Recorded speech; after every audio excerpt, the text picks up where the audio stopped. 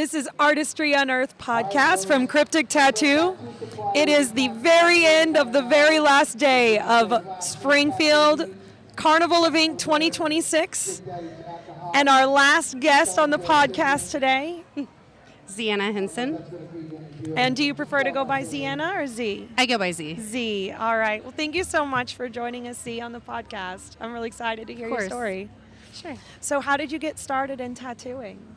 I usually tell a story that I wanted a tattoo since I was 14. And I went the wrong way about it because I think if I had one regret, actually, it is a tattoo artist told me that it was going to be 2 years before he could get to me for an apprenticeship. And when I was 20-something, it was a huge amount of time, 2 years. So I was just like, screw you guys, I'm going to go do it on my own. So it took me 10 years to get an apprenticeship because I started doing it out of my house and teaching myself. Also, a decade of doing it at your house equivocates to like less than 2 years if you have a mentor. So it took me a long time to learn everything. I did it backwards. But so I started doing it out of my house.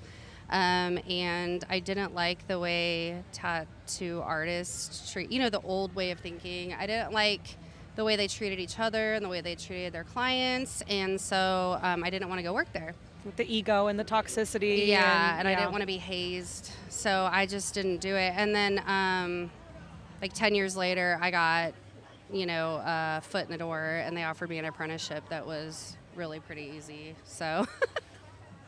Yeah. Right, you weren't a very traditional apprentice at that point. So yeah. So who did you apprentice under? His name was Cam in Wichita, Kansas. In Wichita. He doesn't do it anymore. Okay.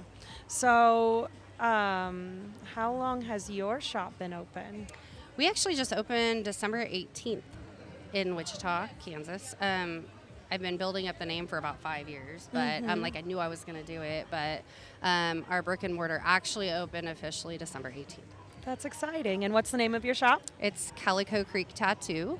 That's so great. So are you the only artist there? It's just a single studio, or do you have someone else with you? So I have one other tattoo artist that specializes in fine line, and then I have 2 piercers. Okay, and what do you specialize in? I do full color. Everything color. Color. All the color, yeah. So what styles do you prefer, though? Everything I do really tends to lean toward neo-traditional.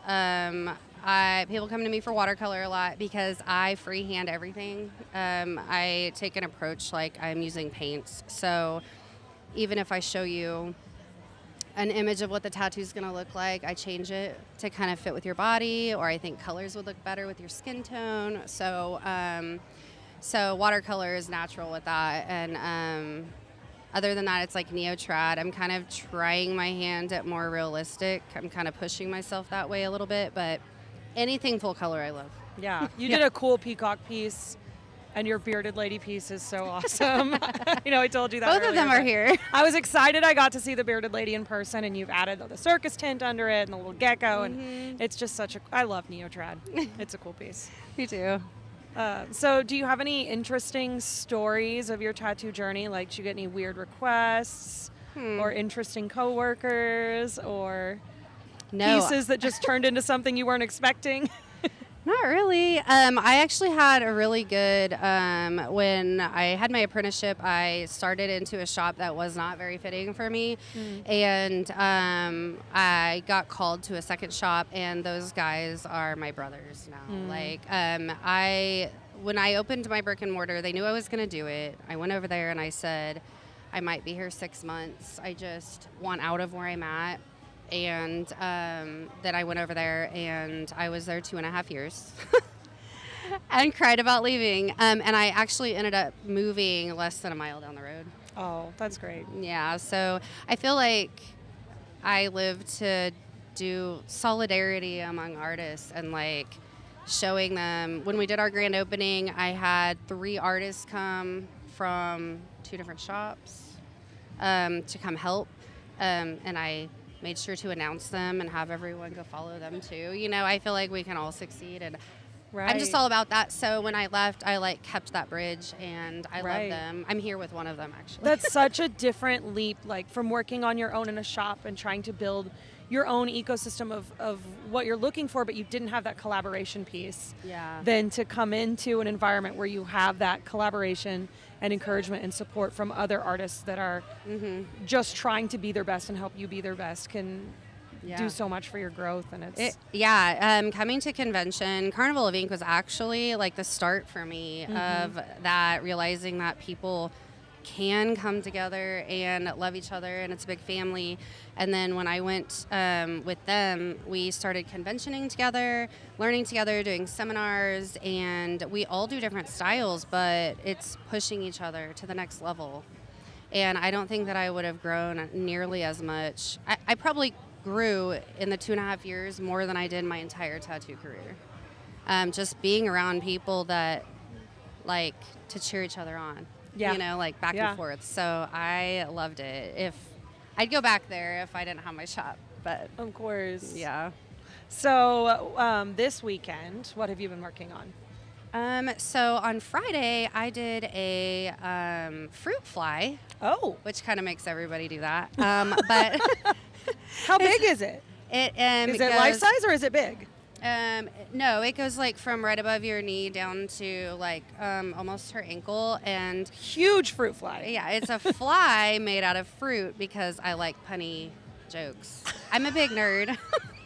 So it's made out of it's a pomegranate and a blackberry that make the fly's body, and then there's pomegranates, and it's like just very vintage looking. Now I need to see this. It's really beautiful. You probably haven't got it posted quite yet, but I hope you will soon, and then we can put it in this video for the listeners. Yeah, and then I did that on Friday, and I didn't quite finish it. So it didn't win anything on Friday, but I understand why. The top third of it didn't get quite the attention the bottom did, because I had to rush it. It really could have been a 2-day piece. But the one I did after that, I have already finished, and it's awesome too. It's a pop art piece that is this girl. I like to cater to my client, and she is not only a really big pothead, but she also bakes for a living.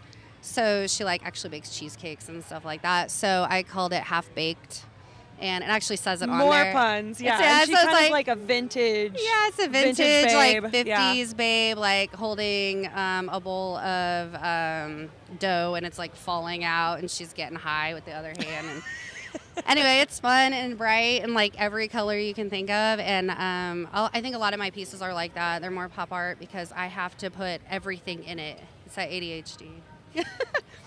But so that one I finished. We're going to enter it in Best of Show and large color. That's exciting. So.